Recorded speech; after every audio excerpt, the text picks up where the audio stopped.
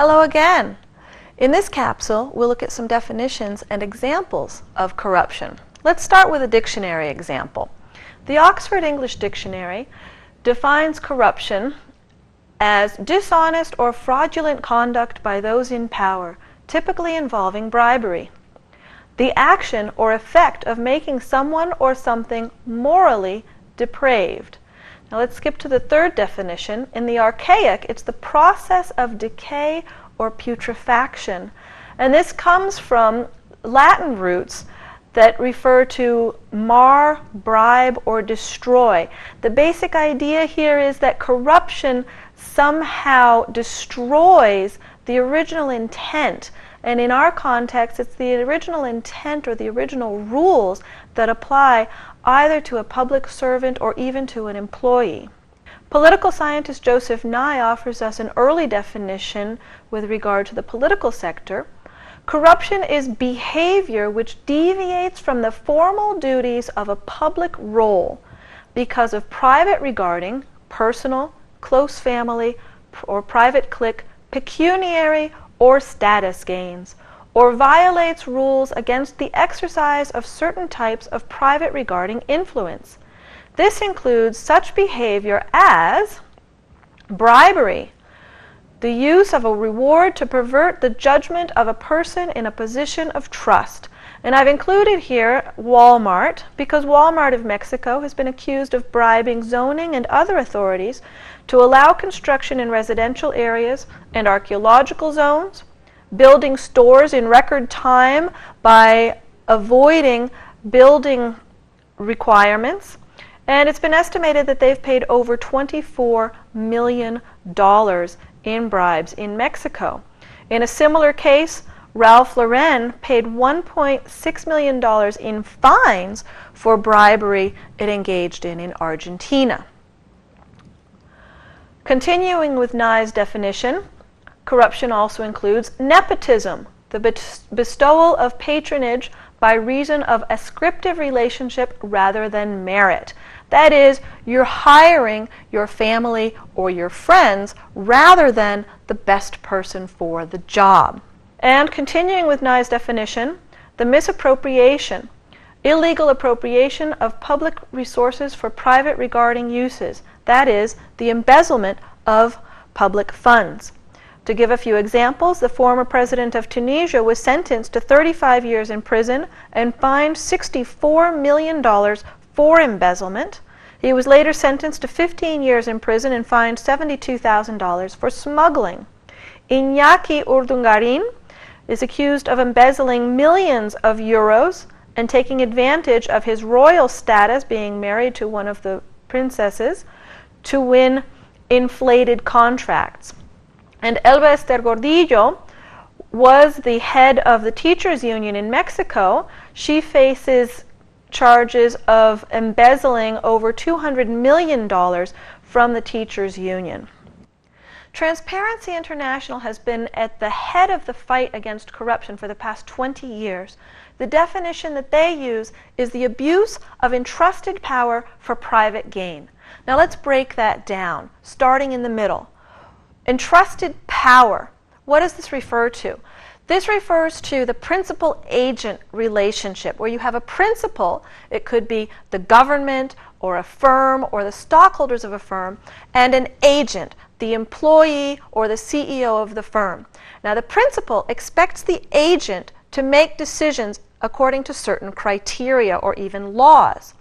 When the agent abuses this power, they're making decisions using other criteria, and they're subverting the rules that they're supposed to follow. It could be a police officer who is applying tickets or is expected to issue tickets but does not do so. It could be a purchasing agent who's expected to make purchases that will be best for the firm.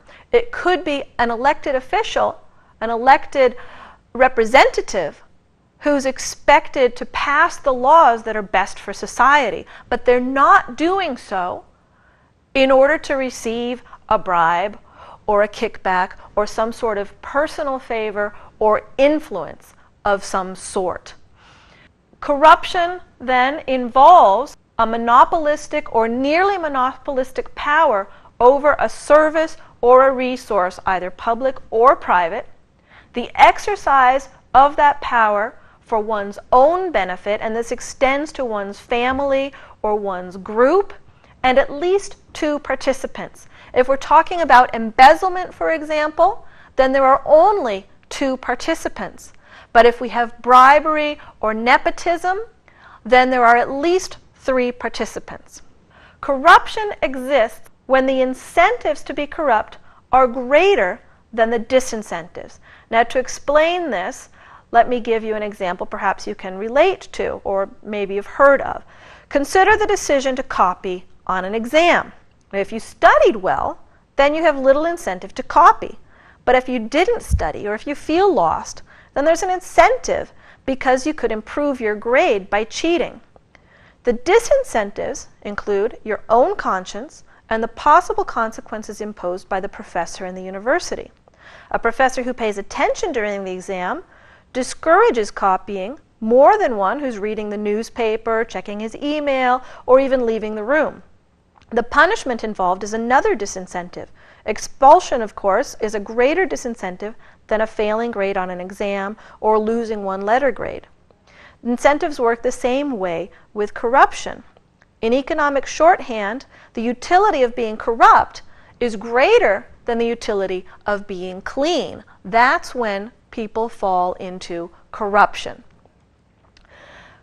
Rose Ackerman, in the text that we're using as a textbook, argues that corrupt incentives exist because state officials have the power to allocate scarce benefits and impose onerous costs. Because scarcity lies at the heart of corrupt deals, basic insight derived from microeconomics can help structure efforts to reduce corruption. We will focus on economic models and concepts in this course, but we'll also complement those with concepts from politics, from sociology, and from anthropology. Well, we can classify corruption by types according to the sector in which it occurs: judicial corruption, political corruption, and economic corruption. And again, economic corruption can occur in the public sector, the private sector, and even in the nonprofit sector. We can also classify corruption by act: nepotism, preferential treatment, that's cronyism or preferring certain ethnic groups, bribery. We've also talked about fraud, embezzlement, and influence peddling. Any of these acts can occur in any of the sectors. But again, we will focus mostly on economic types of corruption and economic incentives. Schleifer and Vishny, in the article that we have on the reading list, make an important distinction. They distinguish between corruption with theft and corruption without theft. They are focusing on bureaucratic corruption in government. So corruption with theft involves bribes that are paid to the government official to reduce or eliminate the official fees that one is expected to pay. For example, paying a bribe to a customs officer instead of paying the customs fee, or in order to reduce the customs fee, or paying a bribe to a police officer in order to avoid a fine, or paying a bribe to an inspector in order to avoid a fine for not meeting the expected requirements. Corruption without theft, on the other hand, are typically bribes that are paid in addition to the official fee. So you're paying what you need to pay to the government, but on top of that, you're paying something to the official. These are typically for speed, in order to speed up the process, in order to qualify when you don't meet the requirements, such as for a driver's license or to open a business, and to eliminate paperwork. In fact, a number of studies have shown that there's a very strong correlation between the number of days to open a new business and the number of requirements to open a new business and the level of corruption in a country. This distinction between corruption with theft and corruption without theft is important for a couple of reasons. For one thing, with corruption with theft, that affects directly the amount of money that the government has for public services. Corruption without theft doesn't affect that directly because people are still paying money to the government. It may affect it indirectly because fewer firms, for example, may choose to invest because it becomes more costly. Costs of all kinds of things may increase, and it may drive some activity into the informal sector where taxes simply aren't paid. Another reason this is important is because the rich typically are involved in types of corruption with theft. So they are reducing their costs, whereas many of the poor engage in corruption without theft. So it raises the costs to the poor. And as we'll see later on in the course, this exacerbates problems of inequality. Xuntian Yao, in the context of China, distinguishes between explicit corruption and implicit corruption, arguing that explicit corruption is bribery, the exchange of money or gifts for favors. Implicit corruption, however, which is largely ignored in the literature on corruption, is nepotism and cronyism. And in the Chinese context, this is specifically hiring prominent members of the Communist Party or their children to occupy posts in the government. Now, why is this implicit corruption? The argument that Yao makes is that these people are being paid more than the value of their work. And so this is a cost to the Chinese government and to Chinese society at large. And it's a cost that's largely ignored by the corruption literature. So we'll consider distinctions between implicit and explicit corruption in this course.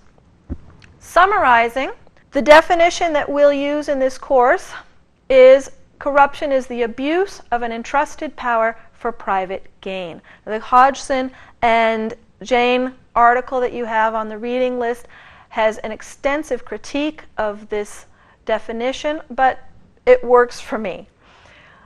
We can distinguish corruption in its many forms: bribery, favors, fraud, embezzlement, and influence trafficking, and it occurs in all sectors: public, private, non-governmental organizations, and supranational organizations, as in the United Nations, which we saw.